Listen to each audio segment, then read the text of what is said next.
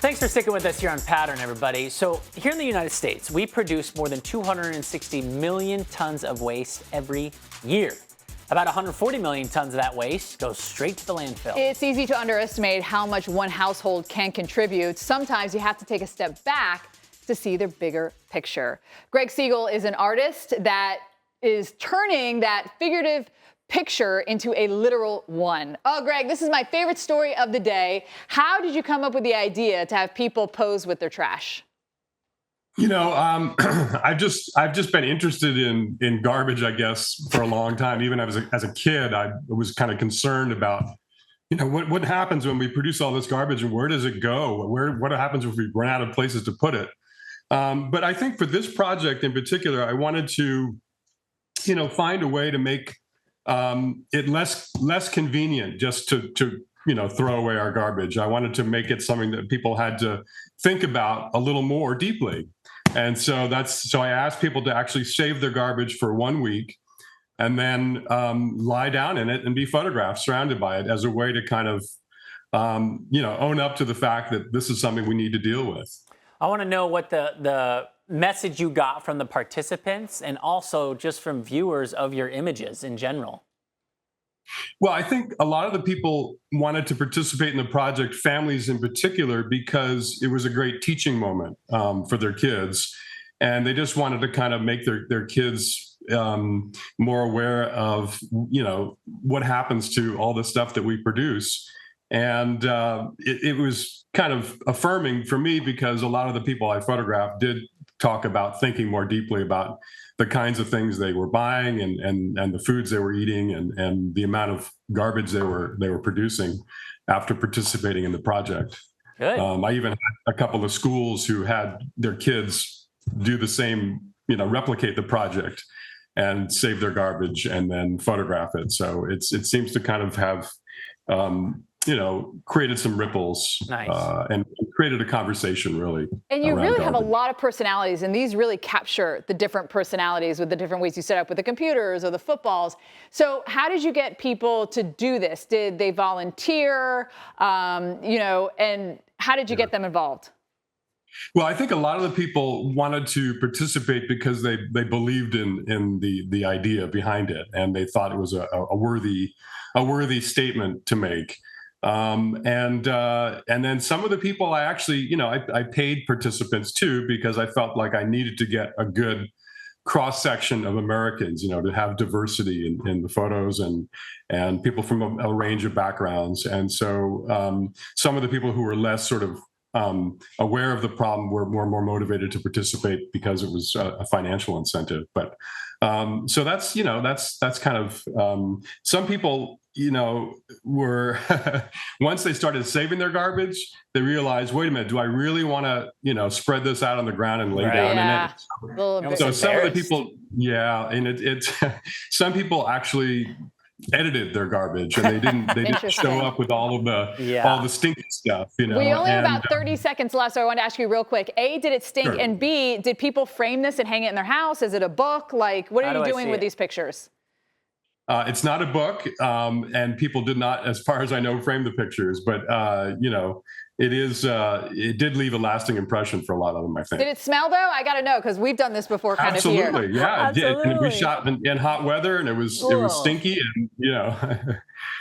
Well, I'm glad you did it. The photos are really cool. I like how you know, place everything. The colors look good. Everything pops, and it definitely is sparking conversations. And I'm glad we were able to have you on the show to talk about it. 7 days of garbage artist, Gregg Segal. Thank you. Thank you so much. Appreciate it so much. It's cool when you talk to, you know, people who've got this artistic, you know, mind. Yes. Like, where is it gonna go? Trash. You know, like, oh, never gone there. Never in a million years. We've done the challenge though ourselves. We're like, hey, let's see how much trash, you know, you kind of put away in a bag at all. No, I'm just like, get out of here. I don't want to see it. What do you think you and your family would do for their kind of look of trash? Like, you know how someone had the computer and they had the family kind of dressed up? Like, I can tell you right now, I'd have my wife and she'd have coffee grounds all over the place. She loves her coffee, right? I mean, it'd be everywhere. Yeah, exactly. I'm thinking our probably biggest trash is we do tend to order more than we should on the weekends. During the week, it's all grocery store. But on the weekend, I think that's what it would be. Yeah.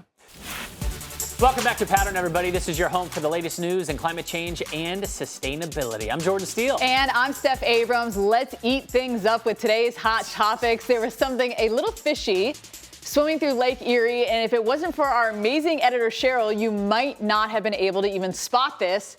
First off, what is it? You're like, is that a piece of debris? Is it trash? It's an alligator.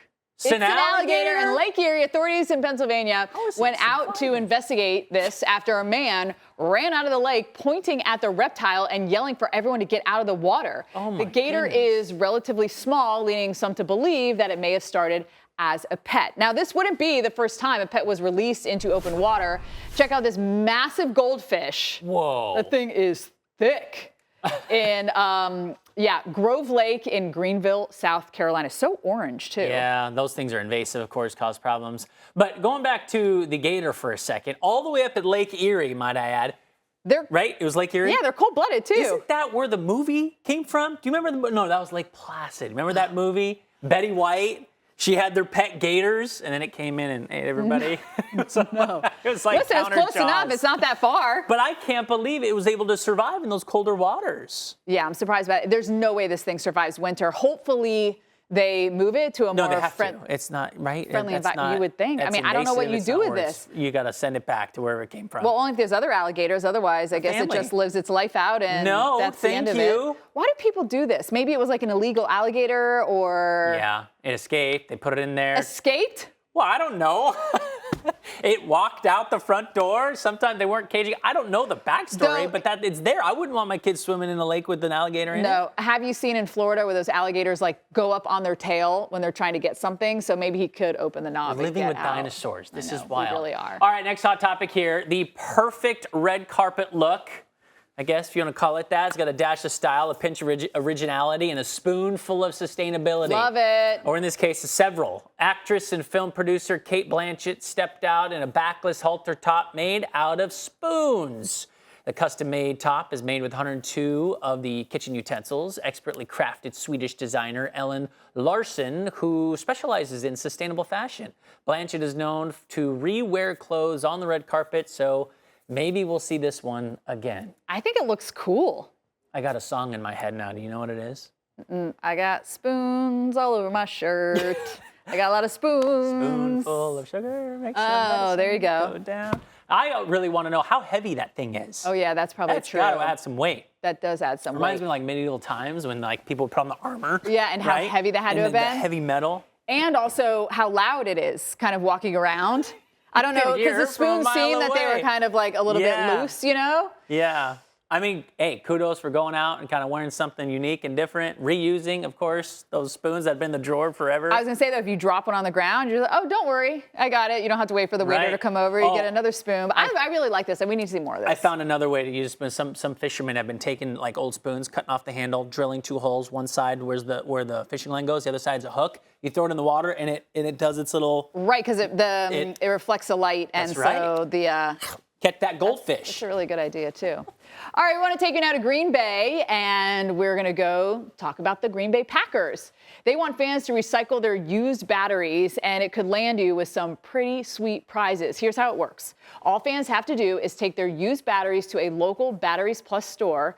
Recyclers will be eligible to win prizes and experiences. One of them, presenting the game ball before a Packers home game. That's cool. Heck yeah, it is. Schools are also invited to participate, and get this, the winning classroom will win an exclusive Lambeau Field. That's how you have to say it, right? Experience.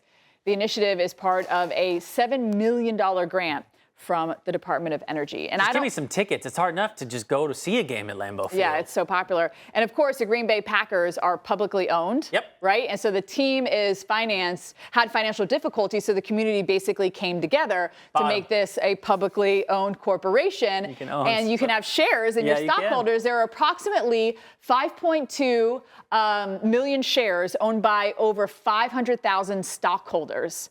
And you, of course, don't get dividends, but I think they get some benefits, like on some merch or something like that. So if I own one share, can I say I'm a part NFL owner? Yeah, I don't see why not. A lot of people, when I was kind of looking into it, they just love having the actual stock hung up in their house on paper, the paper stock. Old school style. Yeah. All right, popular commands for dogs. Sit, speak, fetch. Yes. But this guy is taking things one step further. A robotic dog is helping keep beaches clean. And by design, he's a very good boy. This is Vero, or vacuum cleaner equipped robot. The Vero robot is really born out of almost a frustration of seeing how people are just flicking away and just leaving the cigarette butts on the beach in the small alleys. It's a robot dog that uses AI to identify cigarette butts on the ground and suck them up with vacuum cleaner attachments on each foot. Vero's developers hope it's the solution to one of the world's most pressing environmental problems. I thought, why not place the feet in a good way that while you're going, you're doing something useful. We can quite easily distinguish what are cigarette butts, for example, and that's just a start. Vero uses a camera system and an algorithm to recognize its targets and plan a route. The team says it's successfully collected approximately 90% of cigarette butts in diverse environments. But Semeni says it can also help in removing other objects and larger litter. Later on, it can be bottle caps or small pieces of plastic. Whatever you can train the neural network to recognize can be then sucked up. All right, so we've got, the butts of a cigarette. Yeah. But then nowadays you've got the e-cigs and they've got those plastic Oh, yeah, they're cartridges, gonna have so to it's do going it. to need more power to get that up. It was brilliant and freaky all at the same time. Totally freaky. Yeah. With the tubes coming up and around. My goodness. All right, thanks for joining us on Pattrn. Don't forget, it's Our Planet, Our Future. Have a great day, everybody. Hey, everyone. Yeah, they're going to have to...